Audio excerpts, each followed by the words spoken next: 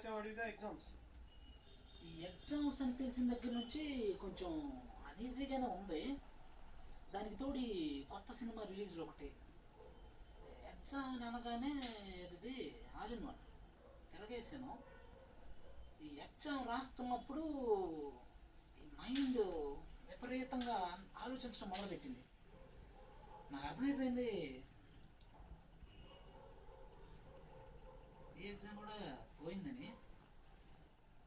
చదివిని గుర్తు తెచ్చుకోవాలనుకుంటున్నాను, ఎవరైనా చూస్తే బాగుంది అనుకుంటున్నాను. నా వల్ల కాలేదే అసలు. నాటిపడు ఎనీథింగ్ అనమాట. అప్పుడు వచ్చాడు టైంకి అతను. వచ్చి నా ఫ్రంట్ బెంచ్లో కూర్చోవటం, స్లిప్ తీయటం, నాకు చూపించటం, ఇవన్నీ ఏదో కమాండ్గా జరిగిపోతున్నాయి అంతే. ఆ టైంలో నా కాలేజీ, నా సబ్జెక్టులు అన్నీ కొత్త బుక్కులు, ఇంకా ఒక పేజీ కూడా రాయలేదు. ఇదే అలా మైండ్లో ఆడుతూ ఉంది. బ్యాక్లాగ్స్ ఉన్నప్పుడే ఎగ్జామ్ భయం తెలుస్తుంది,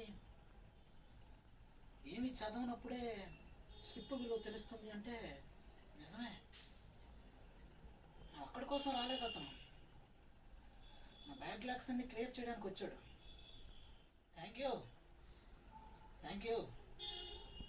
ఏం చెప్పగలను, ఎందుకంటే